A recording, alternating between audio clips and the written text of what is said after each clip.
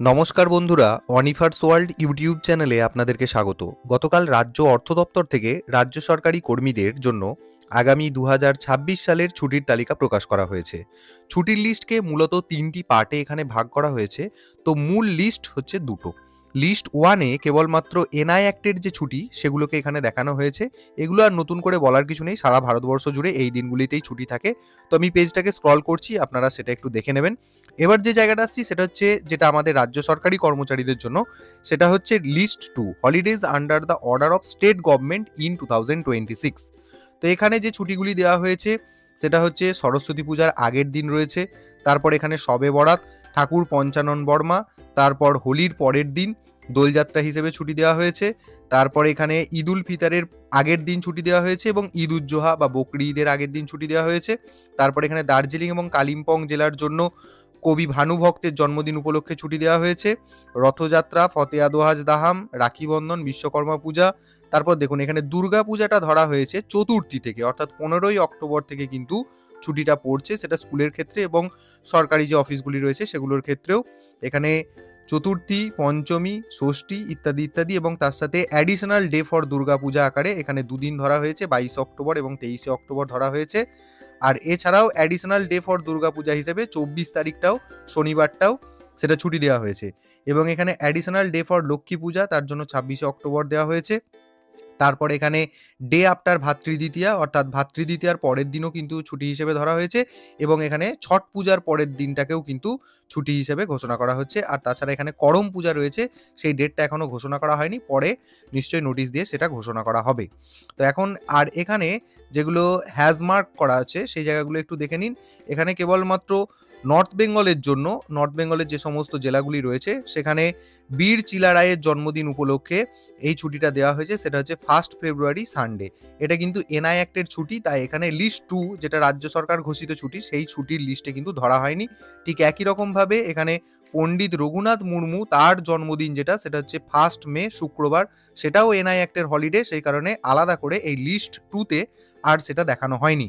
আর এখানে পার্শ্বনাথ রথযাত্রা, সেই উপলক্ষে 24শে নভেম্বর মঙ্গলবার দিন ছুটি, এটাও এনআই অ্যাক্টের ছুটি, তাই এখানে আলাদা করে লিস্ট 2তে কিন্তু সেটা দেখানো হয়নি, সেটা এখানে বলা হয়েছে। আর এখানে সেকশনাল যে হলিডে লিস্ট 3, সেটা হচ্ছে এখানে কেবলমাত্র খ্রিস্টান এবং আদিবাসী সম্প্রদায়দের জন্য যে ছুটিগুলি ধরা হয়েছে সেগুলো হচ্ছে ইস্টার স্যাটারডে, সেটা 4 এপ্রিল স্যাটারডে, আর এখানে হুল দিবস 30শে জুন মঙ্গলবার দিন এটা ধরা হয়েছে। আর এখানে গুরু রবিদাস তার জন্মদিন উপলক্ষে 1 ফেব্রুয়ারি রবিবার, এটাও এনআই অ্যাক্টের ছুটিতে পড়ে, তাই আর এখানে লিস্ট 3তে অর্থাৎ সেকশনাল যে হলিডে তার মধ্যে কিন্তু ধরা হয়নি। আচ্ছা, এবার এখানে এমন কটা ছুটি রয়েছে যে 6টা ছুটি কেবলমাত্র রবিবারই পড়ছে, সেগুলো হচ্ছে, এবং তার সাথে সাথে এগুলো এনআই অ্যাক্ট ঘোষিত ছুটি, সেগুলো হচ্ছে শিবরাত্রি, দুর্গাপূজা সপ্তমী, লক্ষ্মী পূজা, কালী পূজা, ছট পূজা এবং বিরসা মুন্ডার জন্মদিন। এই 6টা দিন প্রত্যেকটা ছুটি যেহেতু রবিবার পড়ছে এবং এনআই অ্যাক্টের ঘোষিত ছুটি, সেগুলোকে আর আলাদা করে ওই লিস্টের মধ্যে দেওয়া হয়নি, মেনশন করা হয়েছে। আর এখানে 3 নম্বর পয়েন্টে যেটা বলা হচ্ছে দেখুন, যে জায়গাগুলি মানে যে সমস্ত ছুটিগুলির বাম পাশেতে দেখবেন ডবল অ্যাস্টারিক্স দেওয়া রয়েছে, সেগুলি সেই সব সরকারি অফিসের ক্ষেত্রে আর কি প্রযোজ্য হবে যেখানে কোনো শনিবারই পূর্ণ দিবস ছুটি থাকে না, তো তাদের ক্ষেত্রে। আর এখানে 3টে জেনারেল ইনস্ট্রাকশন দেওয়া হয়েছে সমস্ত ধরনের হলিডের জন্য, এবং সাথে সাথে মুসলিম ফেস্টিভ্যাল যেগুলো রয়েছে। তো এখানে নাম্বার 1টাকে নিয়ে একদম বলার কিছু নেই। পয়েন্ট 2তে যেটা বলা হচ্ছে যে মুসলিম ধর্মাবলম্বীদের যে উৎসবগুলি যেমন ঈদ উল ফিতর, ঈদ উজ্জোহা, মহরম, ফতেয়া দোহাজ দাহাম, শবে বরাত, এই ছুটিগুলি একটা এস্টিমেটেড ডেট অনুযায়ী ছুটি হিসেবে লিস্টেড থাকলেও এখানেতে দেওয়া রয়েছে, সেটা আপনারা দেখেছেন। তো এগুলি কিন্তু পরিবর্তন হতে পারে, তো তার জন্য কিন্তু সেপারেট নোটিশ করবে রাজ্য সরকার।